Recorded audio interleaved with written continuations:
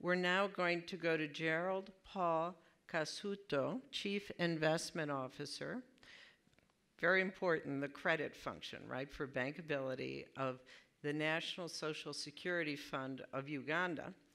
And here, there's a really interesting strategy of investing with intermediaries that help ensure the quality of the investment, and also, in one case, a AAA rating. And as I understand it, without any sovereign guarantees or liabilities for Uganda. Gerald. Thank you so much. Let me first introduce myself, Gerald Paul Kasaato, from National Social Security Fund. For those of you who are not familiar with NSSF Uganda, it's the largest pension fund in the country. Assets under management currently stand at about $2 billion. The investment portfolio is mainly invested in fixed income, and about 73% of the portfolio is actually invested in Uganda. Our mandate applies to the East African region. That has been determined by the regulator. So we have invested part of the portfolio to the region. In terms of infrastructure, the strategy we are trying to adopt has been indirect because of some of the risks that come with certain projects. For instance, if it is, depending on the sector, if it is a road or say a mortgage or housing, we prefer debt, and we prefer to partner with a AAA rated entity. We have done, for instance, an investment which has been backed by the ADB.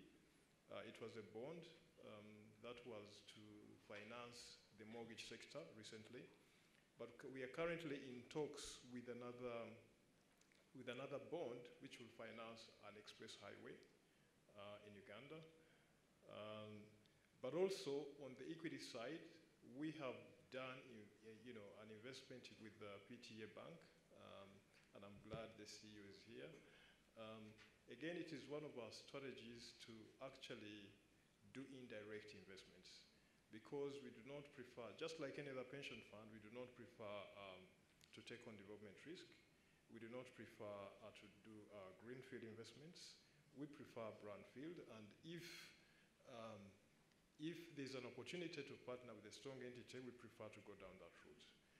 But having said that, the expectation from our stakeholders within the ministry is that we should actually participate more. Currently, the infrastructure needs of Uganda are in excess of $10 billion, but like I said, we're only a $2 billion fund. And because of the need and because of the so many projects that need to be financed, actually government is taking on non-concessionary borrowing to finance some of these projects. So the expectation is that we should participate more. However, we are mindful of our stakeholders who are the members. They expect a decent return. So that explains why, in terms of managing risk and return, we prefer partnering with entities, and in that case, we prefer indirect exposure. And one thing that I forgot to point out, which I found really interesting, is that your internal allocation, as I understand it, for regional infrastructure projects is 25%. Is that correct? No, actually, the regional allocation is 25%, but that is not specific to infrastructure. Yeah? That is for the entire, for all other different asset classes. It can be 25%.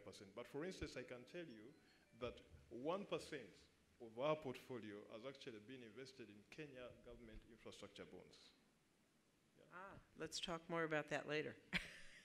But I'm just trying to illustrate the point, is we have work to do to be able to balance the need, as you said, in Uganda, 10 billion alone for infrastructure with the structures, the responsible, well-structured, bankable projects that are going to ensure your retirees are not compromised. So, you can see the potential. Thank you, Gerald.